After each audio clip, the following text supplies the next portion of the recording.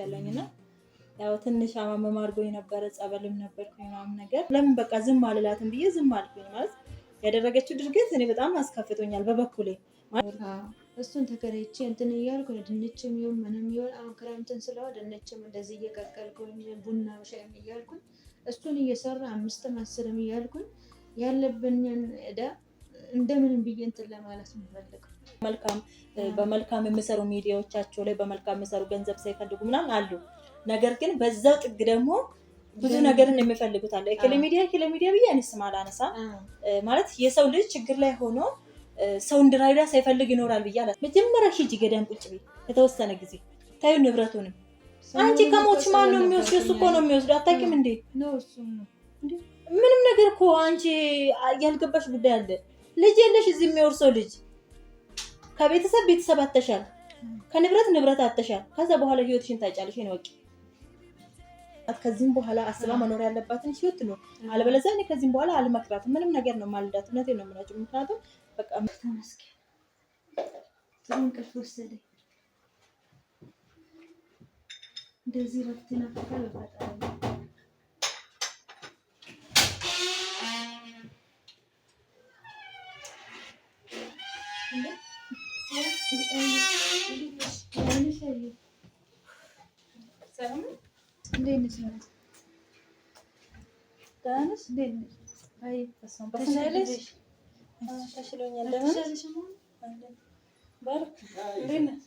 በስንት ጊዜያችን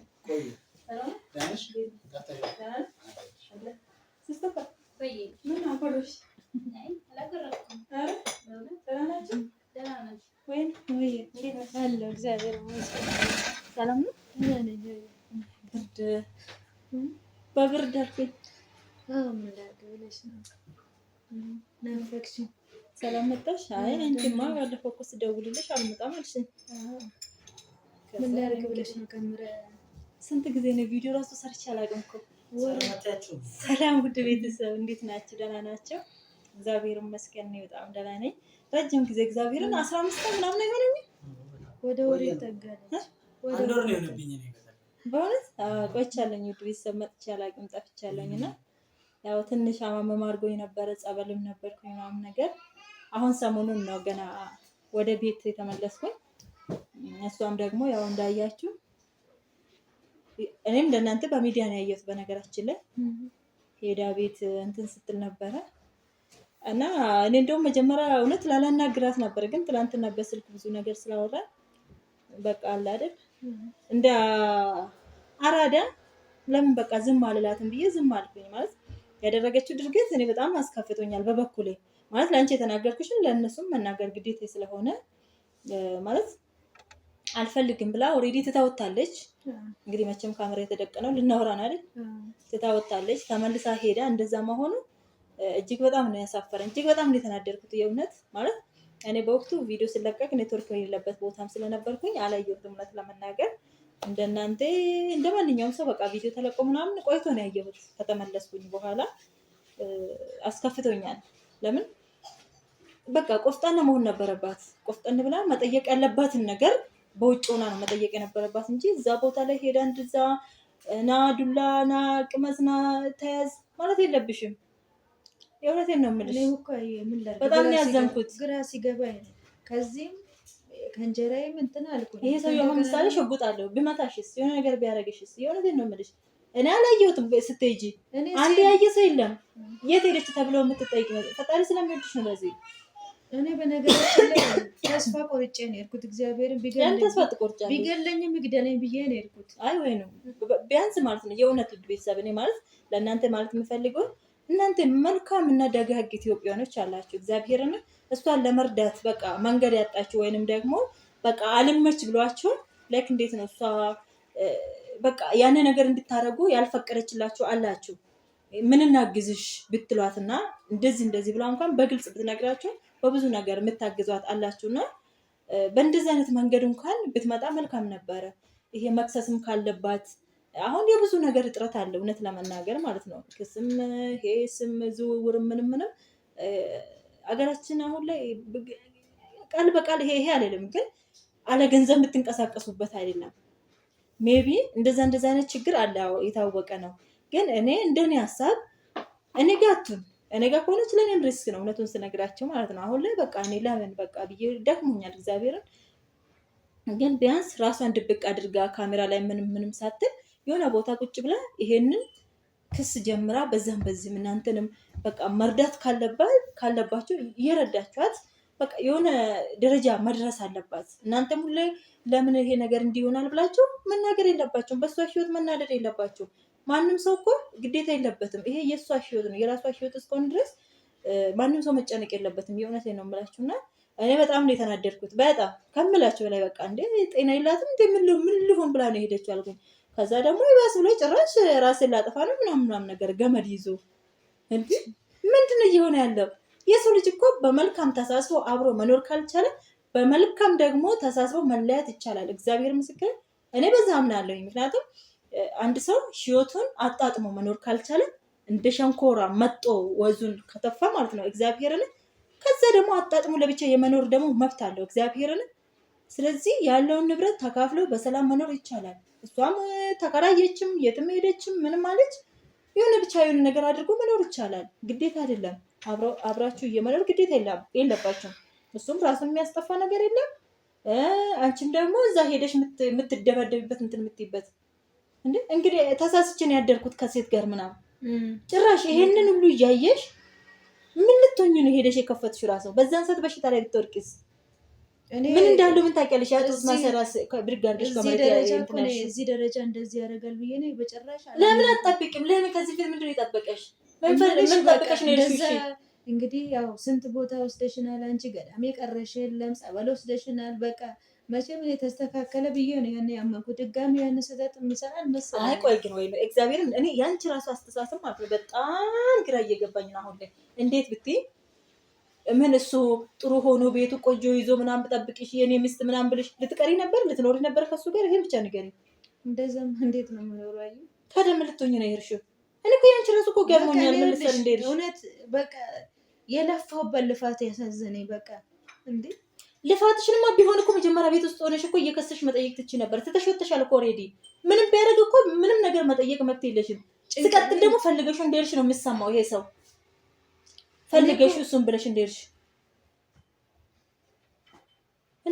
እኔ እኮ እዛ ቁጭ ብዬ እንትን ማለት በቃ ቀን በቀን በቃ ጭቅጭቅ ሰለቸኝ። በቃ ጭንቅላቴ እኮ ሊፈነዳ ደረሰ እኮ። ወይ ነው እያልኩሽ ያለሁት እኮ ማለት ነው። ፈጣሪ መቼም የሆነ ቦታ ላይ ወይ ቁጭ ብለሽ በጸሎት መጠየቅ፣ ከዛ ደግሞ ምረዳሽ ሰው ካለ ደግሞ የሆነ ነገር አድርገሽ መክሰስ፣ ስሙን በአንቺ እንዲያደርግ መደረግ፣ መክፈል ያለብሽን ገንዘብ ከፍለሽ ወይ ነው ሚዲያ ላይ እንዳወራ ታስገድጅኝ። ብዙ በውስጥ ያወራናቸው ወሬዎች አሉ።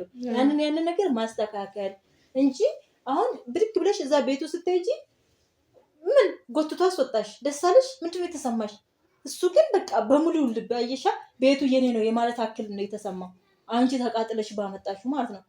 እኔ ሲጀመር የሆነች ጓደኛ አለቻት እንዲምታረግ ነው የምለው። ሁሌ ሰው እንዳጠፋ ነው። አንድም ቀን በመልካም አንስቶኝ አያውቅም። እኔ ሁሌ ግን ለሁለቱም እኩል ነበርኩኝ። ልክ ባልሆነበት መንገድ ደግሞ ልክ አይደለም። እሷም ካጠፋች አጥፍተሻል። ምሳሌ መሄድ የለባትም። በጣም ነው የተቆጣት በስልክ የእውነት ሰድቤያታለሁኝ ሁላ።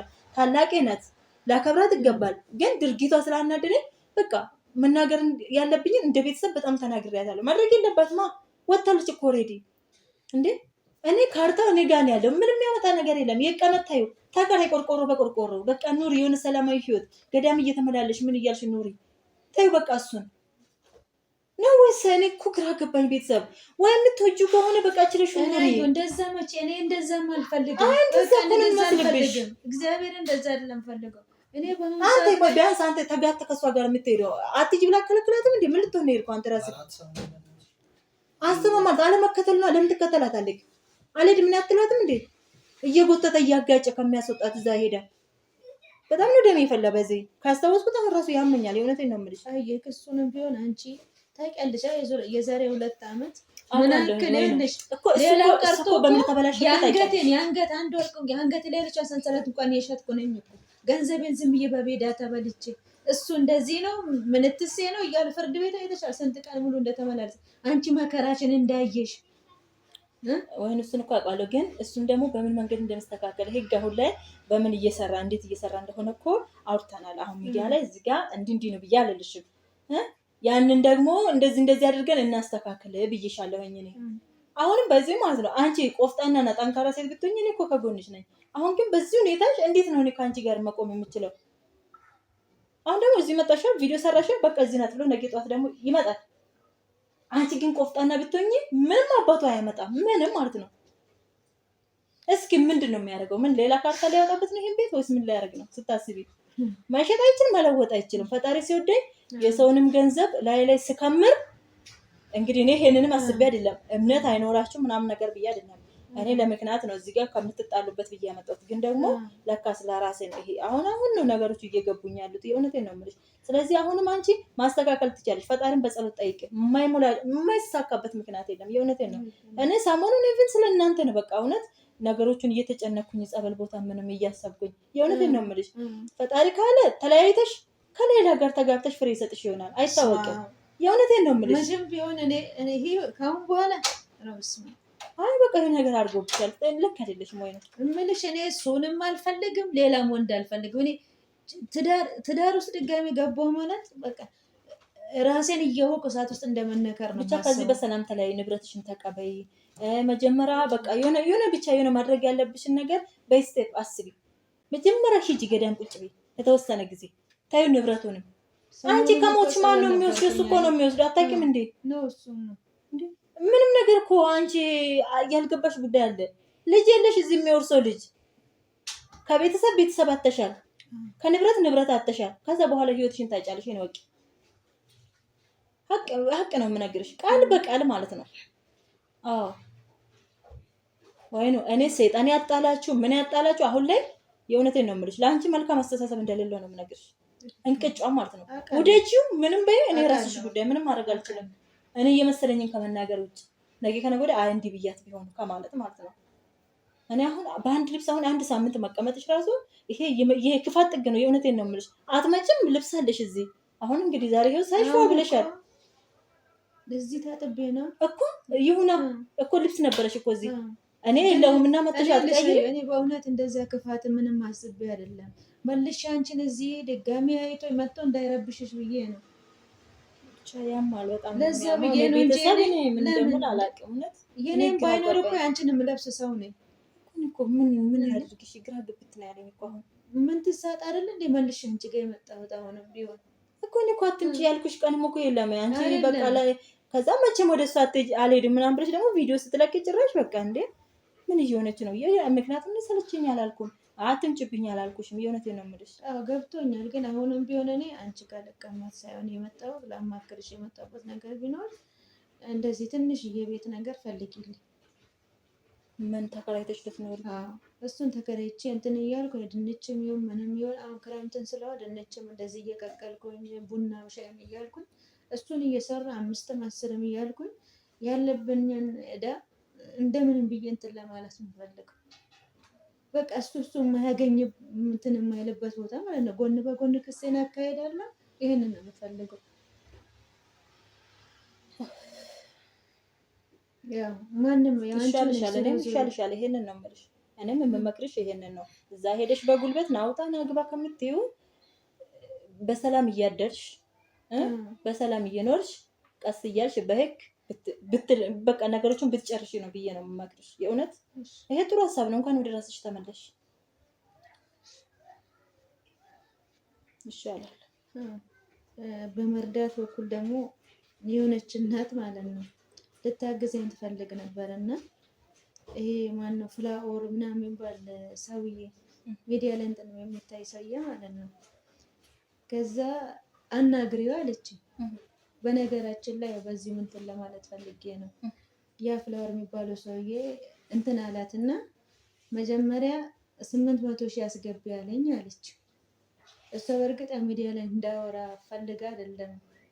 800,000 አስገቢና 1 ሚሊዮን ብር ልታስገባልኝ ማለት ነው። መጨረሻ ላይ ግን እሷን ሊበሏት ነበር እኔን ለመርዳት ብላ እግዚአብሔርን በቃ ያለፋችልኝ ምን ያላለች በውስጥ በኩል ታወራኛለች። ያለፋችልኝ ነገር በጣም ብዙ ነገር ነው የለፋችልኝ። የሚገርምሽ ማለት ነው እግዚአብሔርን ይሄን ነገር እንኳን አነሳሽ ቪዲዮ እንዳይረዝምባችሁ በሌላ ቀን እንመለስበታለን። በነገራችን ላይ እኔ ራሱ በዚህ ጉዳይ ትልቅ የትምህርት እግዚአብሔር ምስክሬ እንደዚህ በየሚዲያ ሰዎችን እንዲህ እየበሉ ያሉት ከነ ፒክቸሩ ከነ ቮይሱ ከነ ፎርጅድ ማስረጃ ምንድነው ይሄ ትምህርት ብቻ ይሄ የብድርና ምናምን ነገር አሰርቶ እንዴት እንደላኩልኝ እንመለስበታለን። እግዚአብሔር ምስክሬ በተለይ አረብ ሀገር ያላችሁ ውጭ የትም ሀገር ያላችሁ እህቶችን በጣም እየተበላችሁ ያላችሁት ትማሩበታላችሁ። እንመለስበታለን። እሷም ትረጋጋ። አሁን ደግሞ እሷም እየነገረችኝ ያለችው ላይክ እንዴት ነው ፍራውል ነኝ ብሎ ከዛ 800,000 አስገብታ 1,600,000 አድርጎ ልመልስ ማለት ነው። እኔ ሳላስብ ሰርፕራይዝ ላረግሽ ነበር ያልሽኝ። እግዚአብሔርን በጣም ነው እንትን ያለው። እኔም ለአንቺ ተብሎ ስልክ ተልኮልኝ ከዛ መጀመሪያ እኔ አንቺን መስዬ ልሞክር ብዬ ጀምሬ ምን አይነት ነገር እንደተደረገ እግዚአብሔር ምስክር የእውነቴን ነው የምላችሁ። በጣም ብዙ ሰዎች እየተበሉ ነው። ኢቭን በቃ ብቻ በሌላ ጊዜ እንመጣበታለን። እስከዛ ራሳችሁን ጠብቁ። እግዚአብሔር ምስክር በእናታችሁ ራሳችሁን ጠብቁ ከእንደዚህ አይነት ሽወዳ። ውሸት ነው። ማንም ሰውን ለመርዳት ብሎ ብር አምጡ አይልም። መጀመሪያ ብር አምጡ አይልም። እችን ለመጨረሻ ይሉና መጨረሻ ላይ ገንዘባችሁን እጥብ ካደረጉ በኋላ እግዚአብሔር ምስክር 1 ብር አይሰጡም። አውቀው ነው። እኔም ተበልቻለሁ ከዚህም ፊት በሌላ እንደዚህ በሌላ ነገር ማለት ነው። አሁን ደግሞ ድጋሜ ለወይኑ ብላ አንዷ ስልኩን ልካልኝ ታውቂያለሽ፣ ሜይቢ ይሄን ቪዲዮ ካየሽ ስልኩን ልካልኝ ከዛ ፎቶሽን ፓስፖርትሽን አለኝ። እኔ መጀመሪያውንም የውሸት እንደሆነ አውቄያለሁ። ከዛ ፎቶና ፓስፖርት ላኩለት። ከዛ 1 ሚሊዮን ብር ነው የጠየቅኩት። 1 ሚሊዮን ብር ልገባልሽ ኦሬዲ የባንክ ሲስተም ላይ ገብቷል። 34,500 ብር ላክ ያለኝ። ያንን ብር ከላክሽ በኋላ 1,34,500 ብር ተደርገው ይመለስልሻል አለ። ብቻ እስከነ ድምፁ እስከነ ቮይሱ ነገሮችን እናመጣላችኋለን። ራሳችሁን ጠብቁ ከውሸት መረጃ ከብዙ አይነት ነገር። እግዚአብሔር ምስክሬ በጣም ብዙ እህቶቼ እየተበላችሁ ነው ያላችሁት እና እንግዲህ እናንተ ማለት ብዙ ነገር ለሷ ብላችሁ እየሞከራችሁ ነው። ብዙ ነገርን እያሰባችሁ ነው። ግን ደግሞ እንደዚህ ሚዲያ ላይ እንረዳለን የሚሉት የውሸት ነው። በእነዛ ሰዎች ስም ይጠቀሙና ፌክ አካውንት ነው። ሲጀምር ያ ሰው ገንዘብ አይጠይቅም ለመርዳት። ሲቀጥል ደግሞ 1 ሚሊዮን 2 ሚሊዮን አይረዱም። ግፋብል 100,000 ብር ነው የሚረዱት እግዚአብሔርን።